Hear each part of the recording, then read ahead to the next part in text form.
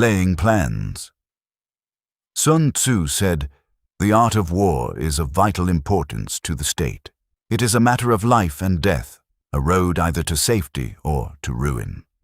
Hence, it is a subject of inquiry which can on no account be neglected. The art of war, then, is governed by 5 constant factors, to be taken into account in one's deliberations when seeking to determine the conditions obtaining in the field. These are the moral law, heaven, earth, the commander, method and discipline. The moral law causes the people to be in complete accord with their ruler, so that they will follow him regardless of their lives, undismayed by any danger. Heaven signifies night and day, cold and heat, times and seasons. Earth comprises distances, great and small, danger and security, open ground and narrow passes, the chances of life and death. The commander stands for the virtues of wisdom, sincerity, benevolence, courage, and strictness. By method and discipline are to be understood the marshalling of the army in its proper subdivisions, the gradations of rank among the officers, the maintenance of roads by which supplies may reach the army, and the control of military expenditure. These 5 heads should be familiar to every general. He who knows them will be victorious. He who knows them not will fail. Therefore, in your deliberations, when seeking to determine the military conditions, let them be made the basis of a comparison, in this wise: which of the 2 sovereigns is imbued with the moral law? Which of the 2 generals has most ability? With whom lie the advantages derived from heaven and earth? On which side is discipline most rigorously enforced? Which army is the stronger? On which side are officers and men more highly trained? In which army is there the greater constancy both in reward and punishment? By means of these 7 considerations, I can forecast victory or defeat. The general that hearkens to my counsel and acts upon it will conquer. Let such a one be retained in command. The general that hearkens not to my counsel nor acts upon it will suffer defeat. Let such a one be dismissed. While heeding the profit of my counsel, avail yourself also of any helpful circumstances over and beyond the ordinary rules. According as circumstances are favorable, one should modify one's plans. All warfare is based on deception. Hence, when able to attack, we must seem unable. When using our forces, we must seem inactive.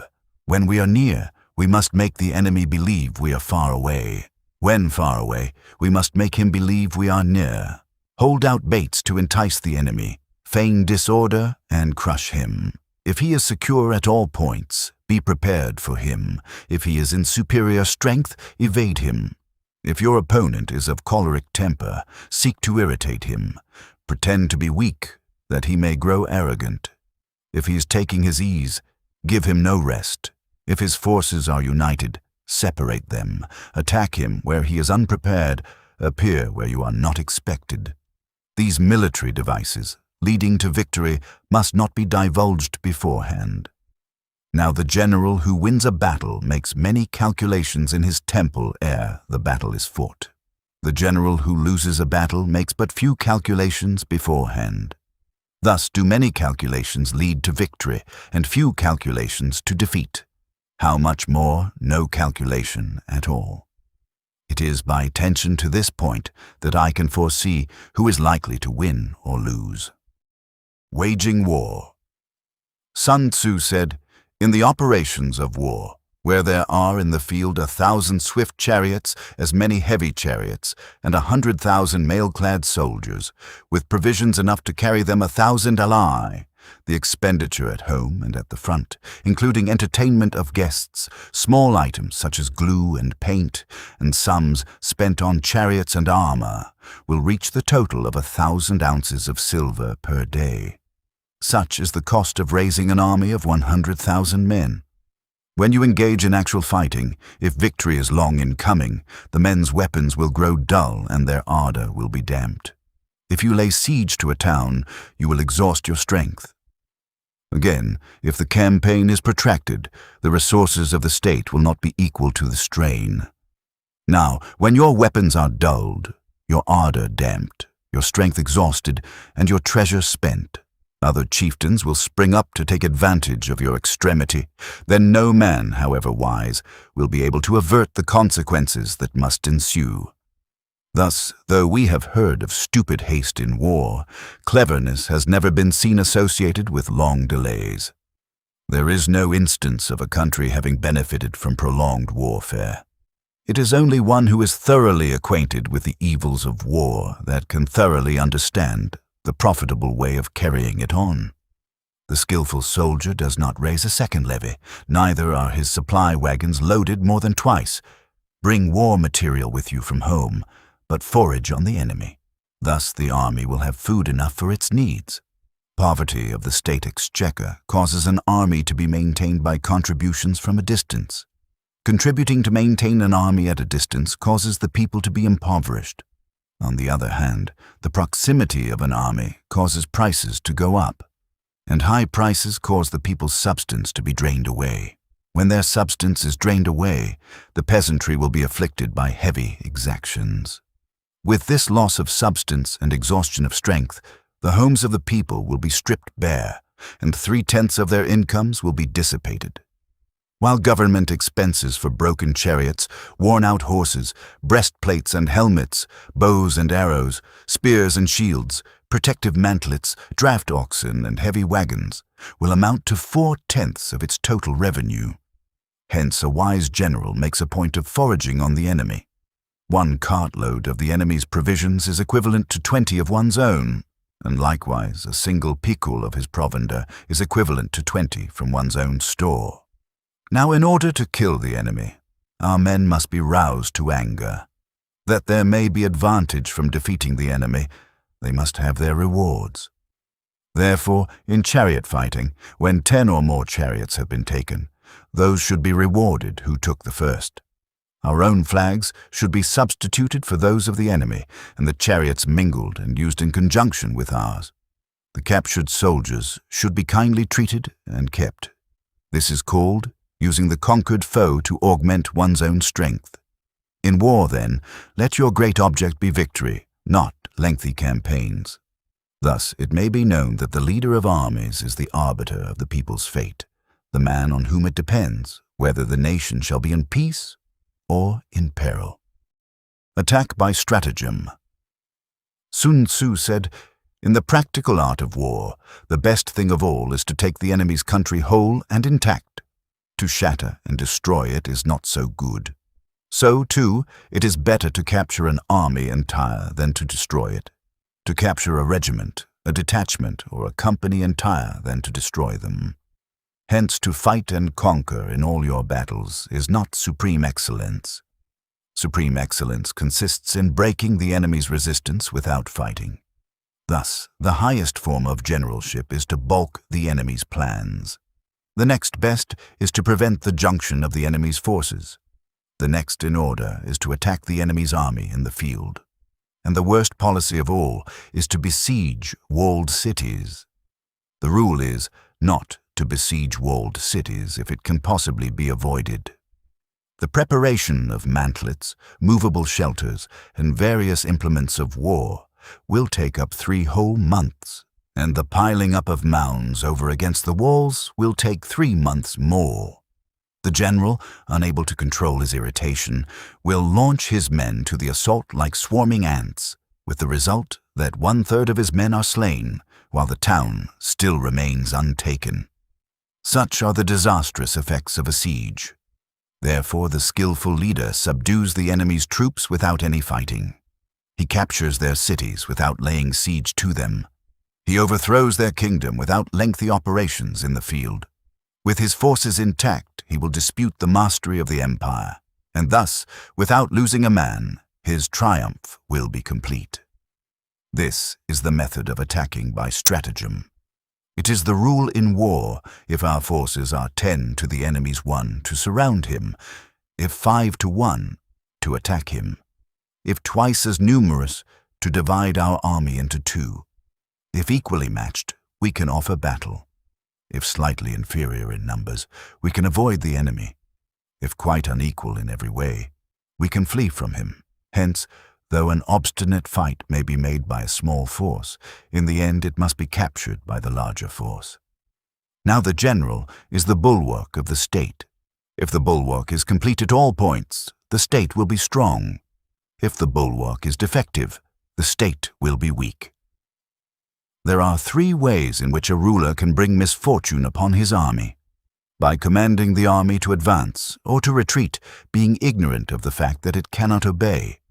This is called hobbling the army. By attempting to govern an army in the same way as he administers a kingdom, being ignorant of the conditions which obtain in an army. This causes restlessness in the soldiers' minds. By employing the officers of his army without discrimination, through ignorance of the military principle of adaptation to circumstances. This shakes the confidence of the soldiers. But when the army is restless and distrustful, trouble is sure to come from the other feudal princes. This is simply bringing anarchy into the army and flinging victory away. Thus, we may know that there are 5 essentials for victory.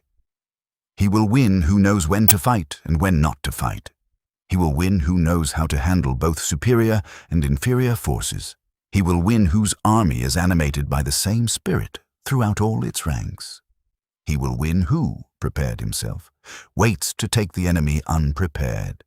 He will win who has military capacity and is not interfered with by the sovereign. Victory lies in the knowledge of these 5 points. Hence the saying, if you know the enemy and know yourself, you need not fear the result of 100 battles. If you know yourself but not the enemy, for every victory gained, you will also suffer a defeat. If you know neither the enemy nor yourself, you will succumb in every battle. Tactical dispositions. Sun Tzu said, the good fighters of old first put themselves beyond the possibility of defeat, and then waited for an opportunity of defeating the enemy. To secure ourselves against defeat lies in our own hands, but the opportunity of defeating the enemy is provided by the enemy himself. Thus, the good fighter is able to secure himself against defeat, but cannot make certain of defeating the enemy. Hence the saying, one may know how to conquer without being able to do it. Security against defeat implies defensive tactics. Ability to defeat the enemy means taking the offensive. Standing on the defensive indicates insufficient strength. Attacking, a superabundance of strength. The general who is skilled in defense hides in the most secret recesses of the earth. He who is skilled in attack flashes forth from the topmost heights of heaven. Thus, on the one hand, we have ability to protect ourselves. On the other, a victory that is complete. To see victory only when it is within the ken of the common herd is not the acme of excellence. Neither is it the acme of excellence if you fight and conquer, and the whole empire says, well done. To lift an autumn hair is no sign of great strength. To see sun and moon is no sign of sharp sight. To hear the noise of thunder is no sign of a quick ear. What the ancients called a clever fighter is one who not only wins, but excels in winning with ease. Hence his victories bring him neither reputation for wisdom nor credit for courage. He wins his battles by making no mistakes. Making no mistakes is what establishes the certainty of victory, for it means conquering an enemy that is already defeated. Hence the skillful fighter puts himself into a position which makes defeat impossible, and does not miss the moment for defeating the enemy. Thus it is that in war, the victorious strategist only seeks battle after the victory has been won, whereas he who is destined to defeat first fights and afterwards looks for victory. The consummate leader cultivates the moral law and strictly adheres to method and discipline. Thus it is in his power to control success. In respect of military method we have, firstly, measurement, secondly, estimation of quantity, thirdly, calculation, fourthly, balancing of chances, fifthly, victory. Measurement owes its existence to earth, estimation of quantity to measurement, calculation to estimation of quantity, balancing of chances to calculation, and victory to balancing of chances. A victorious army opposed to a routed one is as a pound's weight placed in the scale against a single grain. The onrush of a conquering force is like the bursting of pent-up waters into a chasm 1,000 fathoms deep. So much for tactical dispositions. Energy. Sun Tzu said, "The control of a large force is the same principle as the control of a few men. It is merely a question of dividing up their numbers. Fighting with a large army under your command is nowise different from fighting with a small one. It is merely a question of instituting signs and signals. To ensure that your whole host may withstand the brunt of the enemy's attack and remain unshaken, this is effected by maneuvers, direct and indirect. That the impact of your army may be like a grindstone dashed against an egg. This is effected by the science of weak points and strong. In all fighting, the direct method may be used for joining battle, but indirect methods will be needed in order to secure victory. Indirect tactics, efficiently applied, are inexhaustible as heaven and earth, unending as the flow of rivers and streams. Like the sun and moon, they end, but to begin anew. Like the 4 seasons, they pass away, but to return once more.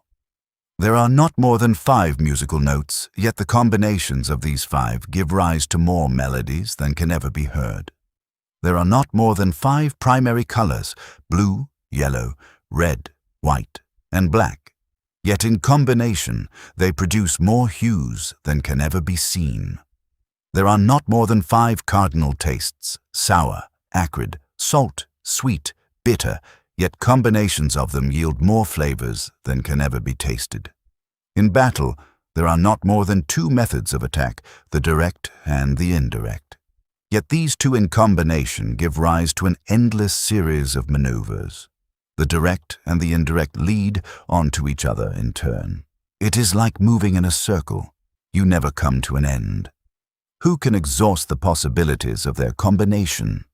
The onset of troops is like the rush of a torrent which will even roll stones along in its course. The quality of decision is like the well-timed swoop of a falcon which enables it to strike and destroy its victim. Therefore, the good fighter will be terrible in his onset and prompt in his decision. Energy may be likened to the bending of a crossbow. Decision to the releasing of the trigger. Amid the turmoil and tumult of battle, there may be seeming disorder, and yet no real disorder at all. Amid confusion and chaos, your array may be without head or tail, yet it will be proof against defeat. Simulated disorder postulates perfect discipline. Simulated fear postulates courage. Simulated weakness postulates strength. Hiding order beneath the cloak of disorder is simply a question of subdivision. Concealing courage under a show of timidity presupposes a fund of latent energy. Masking strength with weakness is to be effected by tactical dispositions. Thus, one who is skillful at keeping the enemy on the move maintains deceitful appearances, according to which the enemy will act. He sacrifices something that the enemy may snatch at it. By holding out baits, he keeps him on the march. Then, with a body of picked men, he lies in wait for him. The clever combatant looks to the effect of combined energy and does not require too much from individuals. Hence his ability to pick out the right men and utilize combined energy. When he utilizes combined energy, his fighting men become as it were like unto rolling logs or stones. For it is the nature of a log or stone to remain motionless on level ground, and to move when on a slope, if 4-cornered, to come to a standstill, but if round-shaped, to go rolling down. Thus, the energy developed by good fighting men is as the momentum of a round stone rolled down a mountain thousands of feet in height. So much on the subject of energy. Weak points and strong Sun Tzu said, "Whoever is first in the field and awaits the coming of the enemy will be fresh for the fight. Whoever is second in the field and has to hasten to battle will arrive exhausted." Therefore, the clever combatant imposes his will on the enemy, but does not allow the enemy's will to be imposed on him. By holding out advantages to him, he can cause the enemy to approach of his own accord, or, by inflicting damage, he can make it impossible for the enemy to draw near. If the enemy is taking his ease, he can harass him. If well supplied with food, he can starve him out. If quietly encamped, he can force him to move. Appear at points which the enemy must hasten to defend. March swiftly to places where you are not expected. An army may march great distances without distress if it marches through country where the enemy is not. You can be sure of succeeding in your attacks if you only attack places which are undefended. You can ensure the safety of your defense if you only hold positions that cannot be attacked. Hence, that general is skillful in attack whose opponent does not know what to defend, and he is skillful in defense whose opponent does not know what to attack. O divine art of subtlety and secrecy!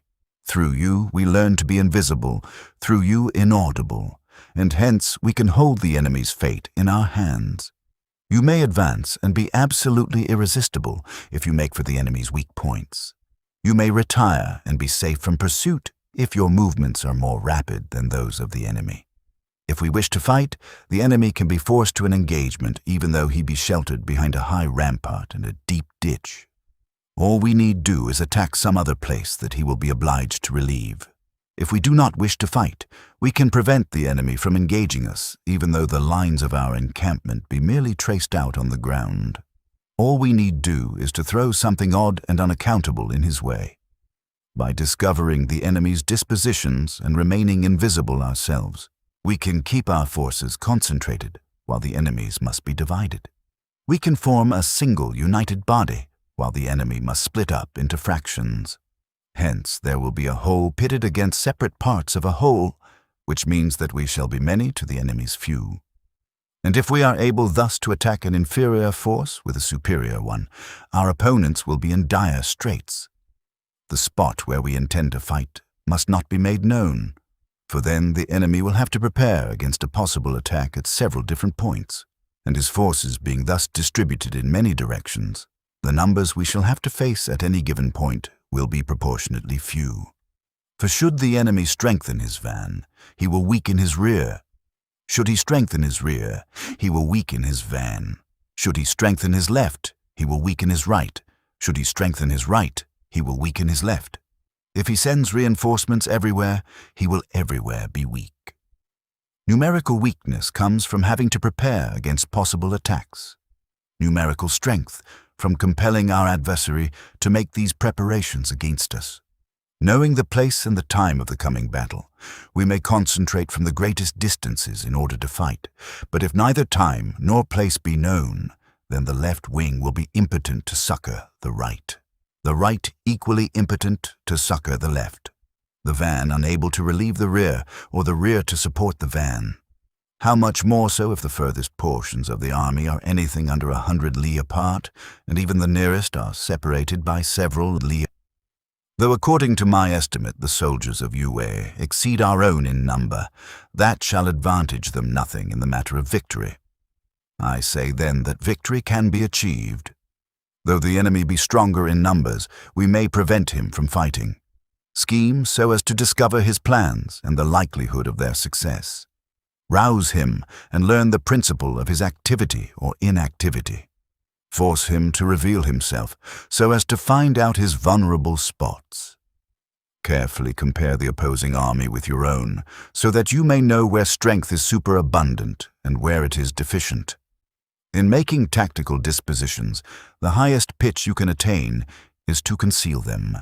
Conceal your dispositions and you will be safe from the prying of the subtlest spies, from the machinations of the wisest brains. How victory may be produced for them out of the enemy's own tactics, that is what the multitude cannot comprehend. All men can see the tactics whereby I conquer, but what none can see is the strategy out of which victory is evolved. Do not repeat the tactics which have gained you one victory, but let your methods be regulated by the infinite variety of circumstances. Military tactics are like unto water, for water, in its natural course, runs away from high places and hastens downwards. So in war, the way is to avoid what is strong and to strike at what is weak. Water shapes its course according to the nature of the ground over which it flows. The soldier works out his victory in relation to the foe whom he is facing. Therefore, just as water retains no constant shape, so in warfare there are no constant conditions. He who can modify his tactics in relation to his opponent and thereby succeed in winning may be called a heaven-born captain. The 5 elements, water, fire, wood, metal, earth, are not always equally predominant. The 4 seasons make way for each other in turn. There are short days and long. The moon has its periods of waning and waxing. Manoeuvring Sun Tzu said, "In war, the general receives his commands from the sovereign. Having collected an army and concentrated his forces, he must blend and harmonize the different elements thereof before pitching his camp. After that comes tactical maneuvering, than which there is nothing more difficult. The difficulty of tactical maneuvering consists in turning the devious into the direct, and misfortune into gain. Thus, to take a long and circuitous route after enticing the enemy out of the way, and those starting after him, to contrive to reach the goal before him, shows knowledge of the artifice of deviation. Maneuvering with an army is advantageous. With an undisciplined multitude, most dangerous. If you set a fully equipped army in march in order to snatch an advantage, the chances are that you will be too late. On the other hand, to detach a flying column for the purpose involves the sacrifice of its baggage and stores. Thus, if you order your men to roll up their buff coats and make forced marches without halting day or night, covering double the usual distance at a stretch, doing 100 li in order to wrest an advantage, the leaders of all your 3 divisions will fall into the hands of the enemy. The stronger men will be in front, the jaded ones will fall behind, and on this plan, only 1/10 of your army will reach its destination. If you march 50 li in order to outmaneuver the enemy, you will lose the leader of your 1st division, and only half your force will reach the goal. If you march 30 li with the same object, 2/3 of your army will arrive. We may take it then that an army without its baggage train is lost. Without provisions it is lost.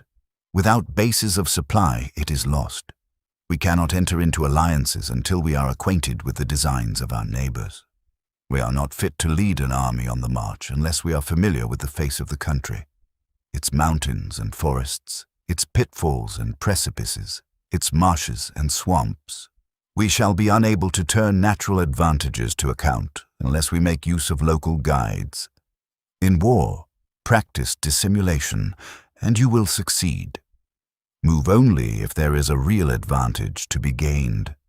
Whether to concentrate or to divide your troops must be decided by circumstances. Let your rapidity be that of the wind, your compactness that of the forest.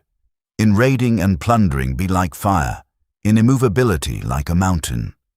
Let your plans be dark and impenetrable as night, and when you move, fall like a thunderbolt. When you plunder a countryside, let the spoil be divided amongst your men. When you capture new territory, cut it up into allotments for the benefit of the soldiery. Ponder and deliberate before you make a move. He will conquer who has learnt the artifice of deviation. Such is the art of maneuvering.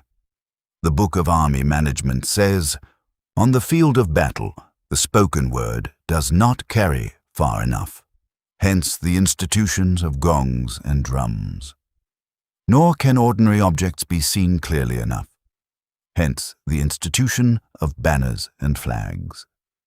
Gongs and drums, banners and flags are means whereby the ears and eyes of the host may be focused on one particular point.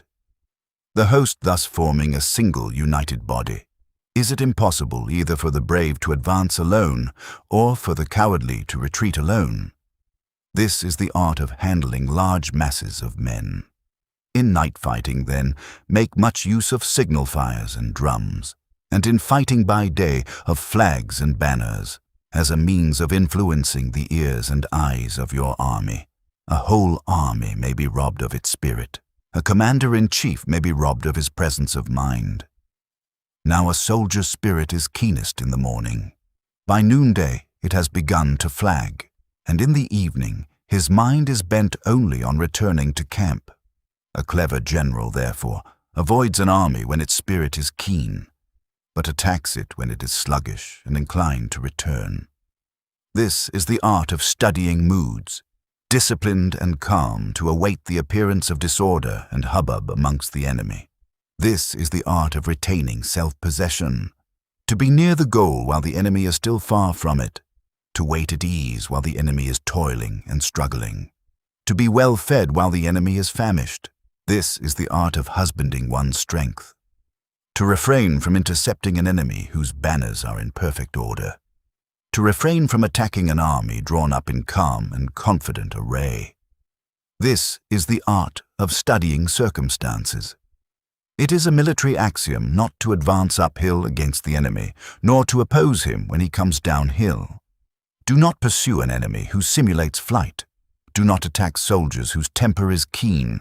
Do not swallow a bait offered by the enemy. Do not interfere with an army that is returning home. When you surround an army, leave an outlet free. Do not press a desperate foe too hard. Such is the art of warfare. Variation of tactics. Sun Tzu said, "In war, the general receives his commands from the sovereign, collects his army, and concentrates his forces. When in difficult country, do not encamp. In country where high roads intersect, join hands with your allies. Do not linger in dangerously isolated positions. In hemmed-in situations, you must resort to stratagem. In a desperate position, you must fight. There are roads which must not be followed, armies which must not be attacked, towns which must not be besieged, positions which must not be contested, commands of the sovereign which must not be obeyed." The general who thoroughly understands the advantages that accompany variation of tactics knows how to handle his troops. The general who does not understand these may be well acquainted with the configuration of the country, yet he will not be able to turn his knowledge to practical account. So, the student of war, who is unversed in the art of war, of varying his plans, even though he be acquainted with the 5 advantages, will fail to make the best use of his men. Hence, in the wise leader's plans, considerations of advantage and of disadvantage will be blended together. If our expectation of advantage be tempered in this way, we may succeed in accomplishing the essential part of our schemes. If, on the other hand, in the midst of difficulties we are always ready to seize an advantage, we may extricate ourselves from misfortune, reduce the hostile chiefs by inflicting damage on them, and make trouble for them and keep them constantly engaged, hold out specious allurements and make them rush to any given point. The art of war teaches us to rely not on the likelihood of the enemy's not coming, but on our own readiness to receive him. Not on the chance of his not attacking, but rather on the fact that we have made our position unassailable.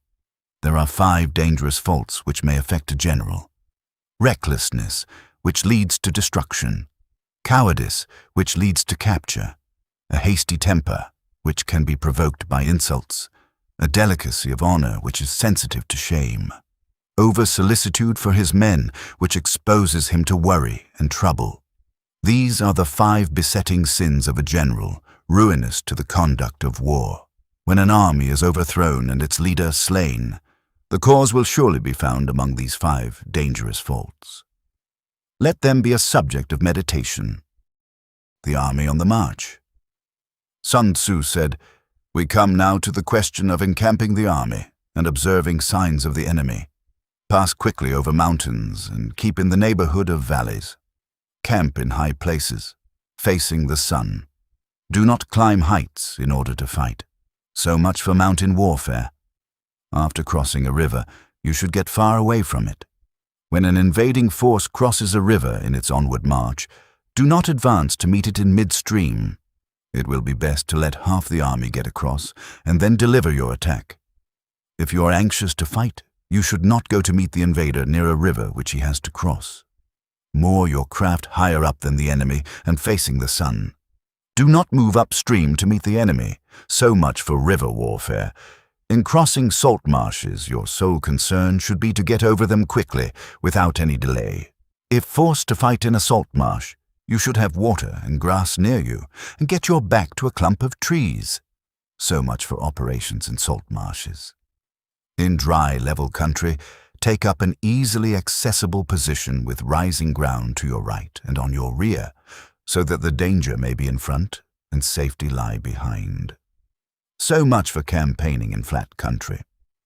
These are the 4 useful branches of military knowledge which enabled the Yellow Emperor to vanquish 4 several sovereigns.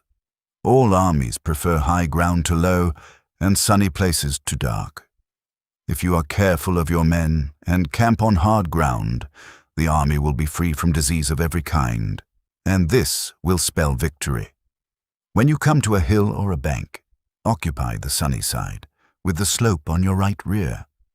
Thus you will at once act for the benefit of your soldiers and utilize the natural advantages of the ground. When, in consequence of heavy rains up country, a river which you wish to ford is swollen and flecked with foam, you must wait until it subsides. Country in which there are precipitous cliffs with torrents running between, deep natural hollows, confined places, tangled thickets, quagmires, and crevasses, should be left with all possible speed and not approached. While we keep away from such places, we should get the enemy to approach them. While we face them, we should let the enemy have them on his rear. If in the neighborhood of your camp there should be any hilly country, ponds surrounded by aquatic grass, hollow basins filled with reeds, or woods with thick undergrowth, they must be carefully routed out and searched. For these are places where men in ambush or insidious spies are likely to be lurking. When the enemy is close at hand and remains quiet, he is relying on the natural strength of his position. When he keeps aloof and tries to provoke a battle, he is anxious for the other side to advance. If his place of encampment is easy of access, he is tendering a bait. Movement amongst the trees of a forest shows that the enemy is advancing. The appearance of a number of screens in the midst of thick grass means that the enemy wants to make us suspicious. The rising of birds in their flight is the sign of an ambuscade. Startled beasts indicate that a sudden attack is coming.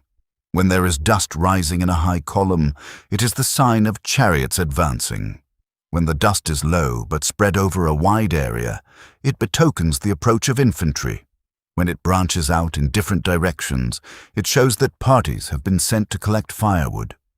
A few clouds of dust moving to and fro signify that the army is encamping. Humble words and increased preparations are signs that the enemy is about to advance.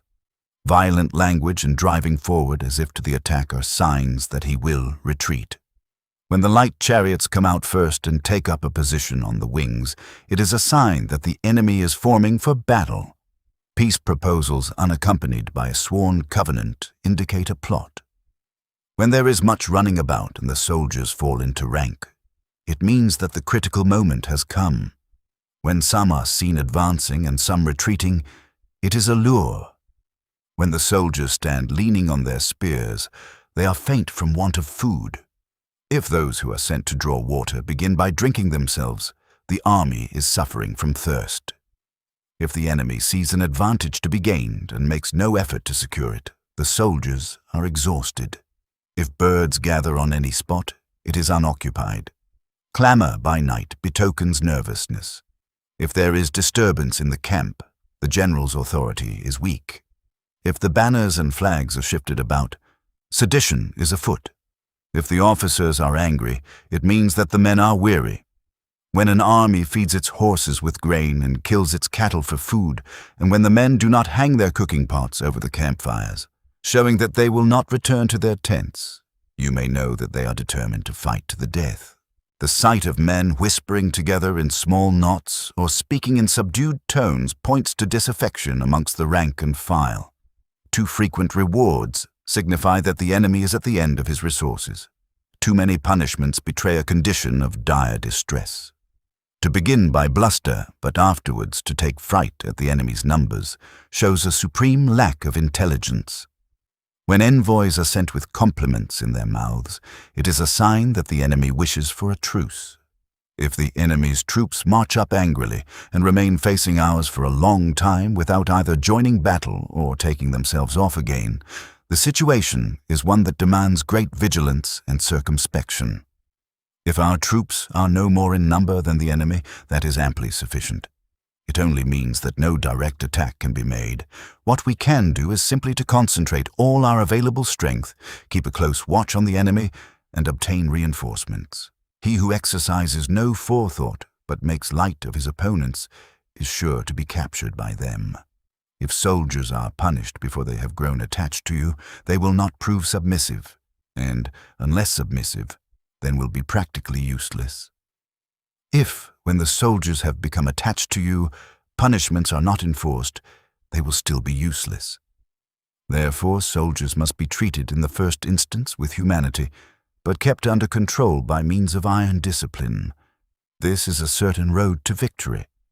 If in training soldiers' commands are habitually enforced, the army will be well disciplined. If not, its discipline will be bad. If a general shows confidence in his men but always insists on his orders being obeyed, the gain will be mutual. Terrain. Sun Tzu said, "We may distinguish 6 kinds of terrain, to wit, accessible ground, entangling ground, temporizing ground, narrow passes, precipitous heights, positions at a great distance from the enemy.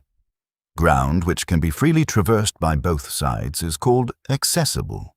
With regard to ground of this nature, be before the enemy in occupying the raised and sunny spots, and carefully guard your line of supplies.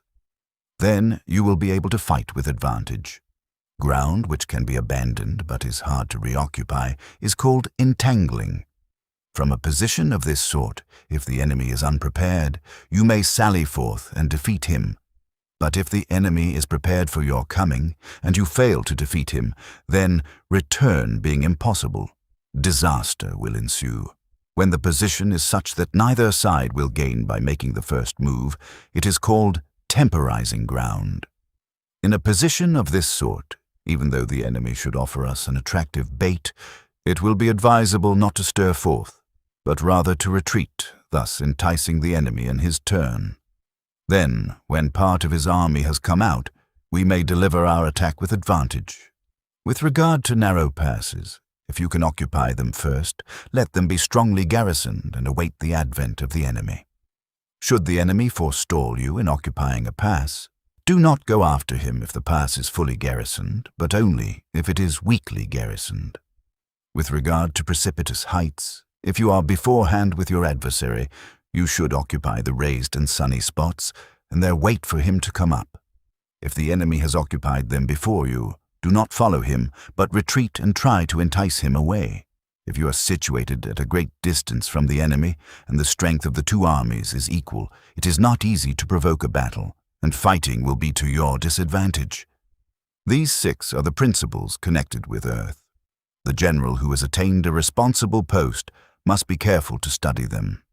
Now an army is exposed to 6 several calamities, not arising from natural causes, but from faults for which the general is responsible. These are flight, insubordination, collapse, ruin, disorganization, rout. Other conditions being equal, if one force is hurled against another 10 times its size, the result will be the flight of the former. When the common soldiers are too strong and their officers too weak, the result is insubordination. When the officers are too strong and the common soldiers too weak, the result is collapse. When the higher officers are angry and insubordinate, and on meeting the enemy give battle on their own account from a feeling of resentment before the commander-in-chief can tell whether or no he is in a position to fight, the result is ruin. When the general is weak and without authority, when his orders are not clear and distinct, when there are no fixed duties assigned to officers and men, and the ranks are formed in a slovenly, haphazard manner, the result is utter disorganization. When a general, unable to estimate the enemy's strength, allows an inferior force to engage a larger one, or hurls a weak detachment against a powerful one, and neglects to place picked soldiers in the front rank, the result must be a rout. These are 6 ways of courting defeat, which must be carefully noted by the general who has attained a responsible post. The natural formation of the country is the soldier's best ally, but a power of estimating the adversary, of controlling the forces of victory, and of shrewdly calculating difficulties, dangers, and distances, constitutes the test of a great general. He who knows these things, and in fighting puts his knowledge into practice, will win his battles. He who knows them not, nor practices them, will surely be defeated. If fighting is sure to result in victory, then you must fight, even though the ruler forbid it. If fighting will not result in victory, then you must not fight even at the ruler's bidding. The general who advances without coveting fame and retreats without fearing disgrace, whose only thought is to protect his country and do good service for his sovereign, is the jewel of the kingdom. Regard your soldiers as your children, and they will follow you into the deepest valleys. Look on them as your own beloved sons, and they will stand by you even unto death. If, however, you are indulgent, but unable to make your authority felt, kind-hearted, but unable to enforce your commands, and incapable, moreover, of quelling disorder, then your soldiers must be likened to spoilt children. They are useless for any practical purpose. If we know that our own men are in a condition to attack, but are unaware that the enemy is not open to attack, we've gone only halfway towards victory. If we know that the enemy is open to attack, but are unaware that our own men are not in a condition to attack, we have gone only halfway towards victory.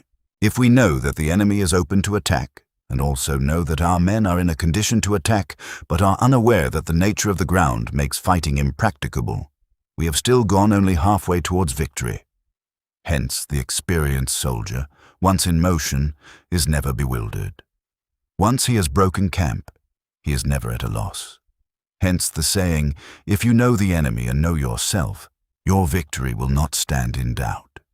If you know heaven and know earth, you may make your victory complete. The 9 situations. Sun Tzu said, the art of war recognizes 9 varieties of ground: dispersive ground, facile ground, contentious ground, open ground, ground of intersecting highways, serious ground, difficult ground, hemmed-in ground, desperate ground. When a chieftain is fighting in his own territory, it is dispersive ground. When he has penetrated into hostile territory, but to no great distance, it is facile ground. Ground the possession of which imports great advantage to either side is contentious ground. Ground on which each side has liberty of movement is open ground. Ground which forms the key to 3 contiguous states, so that he who occupies it first has most of the empire at his command, is ground of intersecting highways.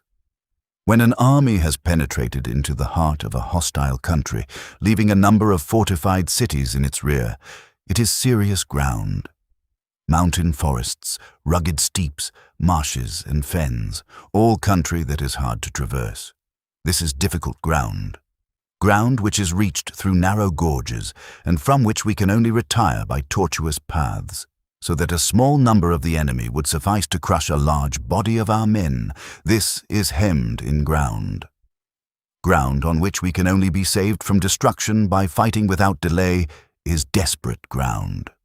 On dispersive ground, therefore, fight not. On facile ground, halt not. On contentious ground, attack not.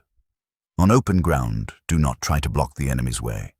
On ground of intersecting highways, join hands with your allies. On serious ground, gather in plunder. In difficult ground, keep steadily on the march. On hemmed-in ground, resort to stratagem. On desperate ground, fight.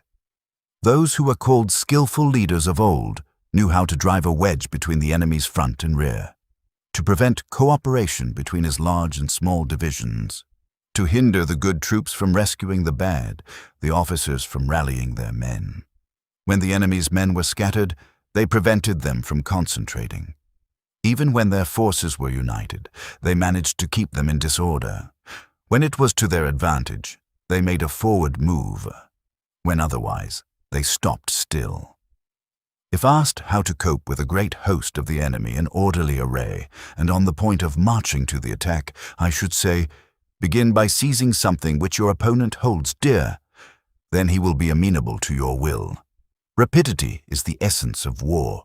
Take advantage of the enemy's unreadiness. Make your way by unexpected routes and attack unguarded spots. The following are the principles to be observed by an invading force. The further you penetrate into a country, the greater will be the solidarity of your troops, and thus the defenders will not prevail against you. Make forays in fertile country in order to supply your army with food. Carefully study the well-being of your men, and do not overtax them. Concentrate your energy and hoard your strength. Keep your army continually on the move and devise unfathomable plans. Throw your soldiers into positions whence there is no escape, and they will prefer death to flight. If they will face death, there is nothing they may not achieve. Officers and men alike will put forth their uttermost strength. Soldiers, when in desperate straits, lose the sense of fear. If there is no place of refuge, they will stand firm. If they are in the heart of a hostile country, they will show a stubborn front. If there is no help for it, they will fight hard. Thus, without waiting to be marshaled, the soldiers will be constantly on the qui-vive. Without waiting to be asked, they will do your will. Without restrictions, they will be faithful. Without giving orders, they can be trusted. Prohibit the taking of omens and do away with superstitious doubts. Then, until death itself comes, no calamity need be feared. If our soldiers are not overburdened with money, it is not because they have a distaste for riches. If their lives are not unduly long, it is not because they are disinclined to longevity. On the day they are ordered out to battle, your soldiers may weep, those sitting up bedewing their garments, and those lying down letting the tears run down their cheeks. But let them once be brought to bay, and they will display the courage of a Chu or a Kuei. The skillful tactician may be likened to the Shuai-jan. Now the Shuai-jan is a snake that is found in the Chang Mountains. Strike at its head, and you will be attacked by its tail. Strike at its tail, and you will be attacked by its head. Strike at its middle, and you will be attacked by head and tail both. Asked if an army can be made to imitate the Shuai-jan, I should answer, yes, for the men of Wu and the men of Yue are enemies. Yet if they are crossing a river in the same boat and are caught by a storm, they will come to each other's assistance just as the left hand helps the right. Hence, it is not enough to put one's trust in the tethering of horses and the burying of chariot wheels in the ground. The principle on which to manage an army is to set up one standard of courage which all must reach. How to make the best of both strong and weak, that is a question involving the proper use of ground. Thus the skillful general conducts his army just as though he were leading a single man, willy-nilly by the hand. It is the business of a general to be quiet and thus ensure secrecy, upright and just, and thus maintain order. He must be able to mystify his officers and men by false reports and appearances, and thus keep them in total ignorance. By altering his arrangements and changing his plans, he keeps the enemy without definite knowledge. By shifting his camp and taking circuitous routes, he prevents the enemy from anticipating his purpose. At the critical moment, the leader of an army acts like one who has climbed up a height and then kicks away the ladder behind him. He carries his men deep into hostile territory before he shows his hand. He burns his boats and breaks his cooking pots. Like a shepherd driving a flock of sheep, he drives his men this way and that. None knows whither he is going.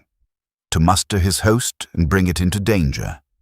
This may be termed the business of the general. The different measures suited to the 9 varieties of ground, the expediency of aggressive or defensive tactics, and the fundamental laws of human nature. These are things that must most certainly be studied. When invading hostile territory, the general principle is that penetrating deeply brings cohesion. Penetrating but a short way means dispersion. When you leave your own country behind and take your army across neighborhood territory, you find yourself on critical ground. When there are means of communication on all 4 sides, the ground is one of intersecting highways. When you penetrate deeply into a country, it is serious ground. When you penetrate but a little way, it is facile ground. When you have the enemy's strongholds on your rear and narrow passes in front, it is hemmed-in ground. When there is no place of refuge at all, it is desperate ground. Therefore, on dispersive ground, I would inspire my men with unity of purpose. On facile ground, I would see that there is close connection between all parts of my army. On contentious ground, I would hurry up my rear. On open ground, I would keep a vigilant eye on my defenses. On ground of intersecting highways, I would consolidate my alliances. On serious ground, I would try to ensure a continuous stream of supplies. On difficult ground, I would keep pushing on along the road. On hemmed-in ground, I would block any way of retreat. On desperate ground, I would proclaim to my soldiers the hopelessness of saving their lives. For it is the soldier's disposition to offer an obstinate resistance when surrounded, to fight hard when he cannot help himself, and to obey promptly when he has fallen into danger. We cannot enter into alliance with neighboring princes until we are acquainted with their designs. We are not fit to lead an army on the march unless we are familiar with the face of the country. Its mountains and forests, its pitfalls and precipices, its marshes and swamps. We shall be unable to turn natural advantages to account unless we make use of local guides. To be ignorant of any one of the following 4 or 5 principles does not befit a warlike prince. When a warlike prince attacks a powerful state, his generalship shows itself in preventing the concentration of the enemy's forces. He overawes his opponents, and their allies are prevented from joining against him. Hence, he does not strive to ally himself with all and sundry, nor does he foster the power of other states. He carries out his own secret designs, keeping his antagonists in awe. Thus he is able to capture their cities and overthrow their kingdoms. Bestow rewards without regard to rule. Issue orders without regard to previous arrangements. And you will be able to handle a whole army as though you had to do with but a single man. Confront your soldiers with the deed itself. Never let them know your design. When the outlook is bright, bring it before their eyes, but tell them nothing when the situation is gloomy. Place your army in deadly peril, and it will survive. Plunge it into desperate straits, and it will come off in safety. For it is precisely when a force has fallen into harm's way that is capable of striking a blow for victory. Success in warfare is gained by carefully accommodating ourselves to the enemy's purpose. By persistently hanging on the enemy's flank, we shall succeed in the long run in killing the commander-in-chief. This is called ability to accomplish a thing by sheer cunning. On the day that you take up your command, block the frontier passes, destroy the official tallies, and stop the passage of all emissaries. Be stern in the council chamber so that you may control the situation. If the enemy leaves a door open, you must rush in. Forestall your opponent by seizing what he holds dear, and subtly contrive to time his arrival on the ground. Walk in the path defined by rule, and accommodate yourself to the enemy until you can fight a decisive battle. At first, then, exhibit the coyness of a maiden until the enemy gives you an opening. Afterwards, emulate the rapidity of a running hare, and it will be too late for the enemy to oppose you. The attack by fire. Sun Tzu said, "There are 5 ways of attacking with fire. The first is to burn soldiers in their camp. The second is to burn stores. The third is to burn baggage trains. The fourth is to burn arsenals and magazines. The fifth is to hurl dropping fire amongst the enemy. In order to carry out an attack, we must have means available. The material for raising fire should always be kept in readiness. There is a proper season for making attacks with fire, and special days for starting a conflagration. The proper season is when the weather is very dry. The special days are those when the moon is in the constellations of the sieve, the wall, the wing, or the crossbar. For these 4 are all days of rising wind. In attacking with fire, one should be prepared to meet 5 possible developments. When fire breaks out inside the enemy's camp, respond at once with an attack from without. If there is an outbreak of fire, but the enemy's soldiers remain quiet, bide your time and do not attack. When the force of the flames has reached its height, follow it up with an attack, if that is practicable. If not, stay where you are. If it is possible to make an assault with fire from without, do not wait for it to break out within, but deliver your attack at a favorable moment. When you start a fire, be to windward of it. Do not attack from the leeward. A wind that rises in the daytime lasts long, but a night breeze soon falls. In every army, the 5 developments connected with fire must be known, the movements of the stars calculated, and a watch kept for the proper days. Hence, those who use fire as an aid to the attack show intelligence. Those who use water as an aid to the attack gain an accession of strength. By means of water, an enemy may be intercepted, but not robbed of all his belongings.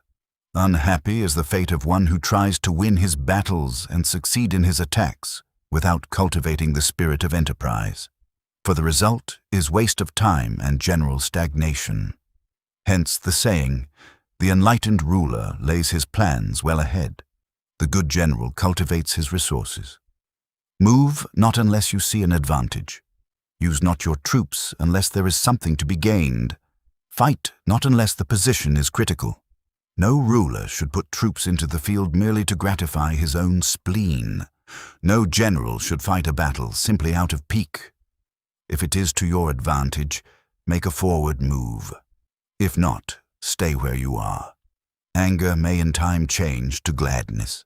Vexation may be succeeded by content. But a kingdom that has once been destroyed can never come again into being. Nor can the dead ever be brought back to life. Hence the enlightened ruler is heedful and the good general full of caution. This is the way to keep a country at peace and an army intact. The use of spies. Sun Tzu said, "Raising a host of 100,000 men and marching them great distances entails heavy loss on the people and a drain on the resources of the state. The daily expenditure will amount to 1,000 ounces of silver. There will be commotion at home and abroad, and men will drop down exhausted on the highways. As many as 700,000 families will be impeded in their labor. Hostile armies may face each other for years, striving for the victory which is decided in a single day. This being so, to remain in ignorance of the enemy's condition, simply because one grudges the outlay of 100 ounces of silver in honors and emoluments, is the height of inhumanity. One who acts thus is no leader of men, no present help to his sovereign, no master of victory. Thus, what enables the wise sovereign and the good general to strike and conquer and achieve things beyond the reach of ordinary men is foreknowledge. Now this foreknowledge cannot be elicited from spirits. It cannot be obtained inductively from experience, nor by any deductive calculation. Knowledge of the enemy's dispositions can only be obtained from other men. Hence the use of spies, of whom there are 5 classes. Local spies, inward spies, converted spies, doomed spies, surviving spies. When these 5 kinds of spy are all at work, none can discover the secret system.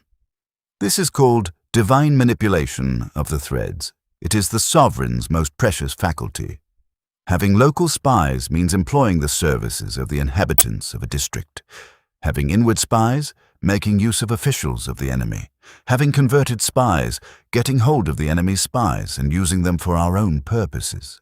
Having doomed spies, doing certain things openly for purposes of deception and allowing our own spies to know of them and report them to the enemy. Surviving spies, finally, are those who bring back news from the enemy's camp. Hence it is that with none in the whole army are more intimate relations to be maintained than with spies. None should be more liberally rewarded. In no other business should greater secrecy be preserved. Spies cannot be usefully employed without a certain intuitive sagacity. They cannot be properly managed without benevolence and straightforwardness. Without subtle ingenuity of mind, one cannot make certain of the truth of their reports. Be subtle, and use your spies for every kind of business. If a secret piece of news is divulged by a spy before the time is ripe, he must be put to death together with the man to whom the secret was told. Whether the object be to crush an army, to storm a city, or to assassinate an individual, it is always necessary to begin by finding out the names of the attendants, the aides-de-camp, the doorkeepers and sentries of the general in command. Our spies must be commissioned to ascertain these. The enemy's spies who have come to spy on us must be sought out, tempted with bribes, led away, and comfortably housed. Thus, they will become converted spies and available for our service. It is through the information brought by the converted spy that we are able to acquire and employ local and inward spies. It is owing to his information, again, that we can cause the doomed spy to carry false tidings to the enemy. Lastly, it is by his information that the surviving spy can be used on appointed occasions. The end and aim of spying in all its 5 varieties is knowledge of the enemy. And this knowledge can only be derived, in the first instance, from the converted spy. Hence, it is essential that the converted spy be treated with the utmost liberality. Of old, the rise of the Yin dynasty was due to Ai Qi, who had served under the Xia. Likewise, the rise of the Zhou dynasty was due to Liu Ya, who had served under the Yin. Hence, it is only the enlightened ruler and the wise general who will use the highest intelligence of the army for purposes of spying, and thereby they achieve great results. Spies are a most important element in war, because on them depends an army's ability to move.